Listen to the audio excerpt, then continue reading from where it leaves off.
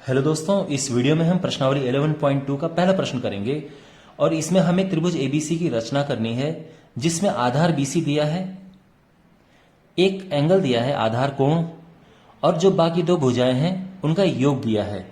तो मीन्स अगर हमारे पास एक इस तरह से कोई ट्रायंगल है, ठीक है, एक रफ में फिगर बना रहा हूं, तो बीसी दिया हुआ है 7 सेंटीमीटर, ये एंगल दिया हुआ है 75 डिग्री और हमें ये इस भुजा और इस भुजा का योग दिया है यानी ए बी प्लस ए सी दिया है 13 सेंटीमीटर।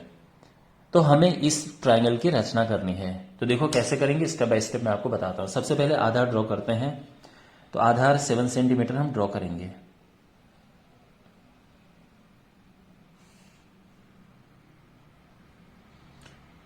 ठीक है, तो ये B है और ये C है। इस तरह से ये आधार हम ड्रॉ कर चुके हैं। पेंसिल से आपको लिखना है, मैं स्केच पेन से इसलिए लिखता हूं जिससे आपको एकदम क्लियर और स्पष्ट दिखे, लेकिन वैसे आपको पेंसिल से करना है। अब पहला काम तो हो गया है। अब हमें एंगल भी 75 डिग्री बनाना है। तो 75 डिग्री कैसे बनता है, देखो आप जानते हैं कि जो 75 डिग्री होता है वो 60 और 90 के बीच होता है। 60 प्लस 90 150, 150 को 2 से डिवाइड करेंगे तो 75 आएगा। यानी हमें 60 डिग्री का एंगल बनाना है, 90 डिग्री का बनाना है और उसको समद्विभाजित कर देना है। तो देखो बनाते हैं। तो यहां पर सबसे पहले 60 का कैसे बनता है,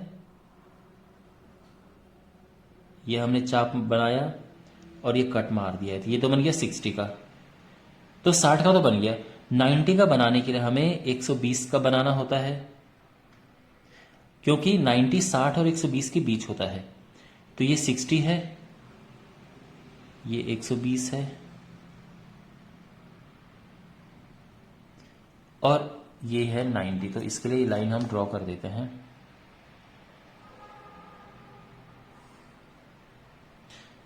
ठीक है, लेकिन हमें 90 नहीं चाहिए, ये 60 है और ये 90, हमें इसके बीचों बीच का चाहिए 75 डिग्री। तो इसको बाइसेक्ट करेंगे। ये हमने चाप काटा, ये चाप बनाया, ठीक है ना। तो ये इस बिंदु पर मिल रहे हैं। तो यहां से लेके हमें एक लाइन ड्रॉ करनी है। कितनी लंबी लाइन ड्रॉ करनी है, कितना लिखा है, 13 सेंटीमीटर लिखा है। तो 13 सेंटीमीटर से भी लंबी लाइन ड्रॉ करनी है हमें और 75 का एंगल बनाते हुए। ठीक है, ऐसे नहीं कि कहीं भी ड्रॉ कर दो। तो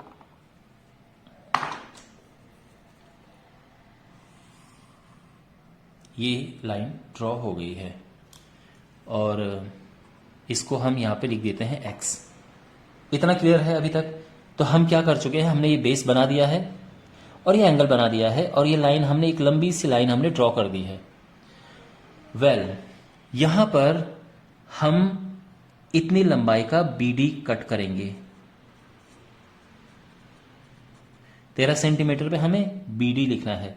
तो देखो क्यों 13, क्योंकि बाकी जो दो भुजाएं हैं उनका योग 13 है, इसलिए हम 13 सेंटीमीटर ले रहे हैं। ठीक है, तो यहां पर ये कट हुआ और ये हमें मिल गया, D बिंदु मिल गया। करेक्ट है, इतना सब कुछ ठीक है। देखो माय डियर, आपके पास B है और आपके पास C है। सारी मेहनत अब A निकालने के लिए हो रही है कि वो A कहां पे है। इतना तो पक्का है कि इस लाइन पे कहीं ना कहीं होगा, पर किस जगह पे होगा ये, इसके लिए हम थोड़ा सा और आगे इसको करेंगे। तो देखो C से D को ज्वाइन करो। तो हमने CD ज्वाइन किया। ओके, ठीक है। और अब जो है ये जो CD है इसका हम निकालेंगे परपेंडिकुलर बाइसेक्टर, लंब समद्विभाजक। कैसे करते हैं, आधे से ज्यादा लंबाई लीजिए और चाप काटिए, इस तरफ भी ऐसे ही यहां लेंगे हम और यहां से चाप काटेंगे। तो ये जो दोनों चाप हैं, एक यहां पे कट रहा है और एक यहां पे कट रहा है। अगर हम इसको मिलाते हैं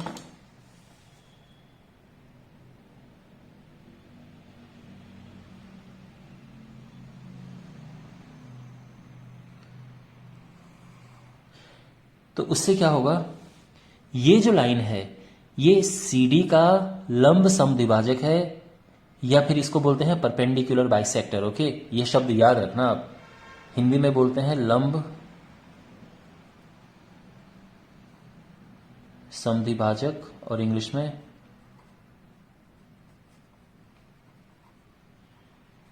परपेंडिकुलर बाइसेक्टर। मींस ये जो लाइन होगी ये इसमें एक ये लंब बनेगी और इसको दो बराबर हिस्सों में बांटेगी, ठीक है ना।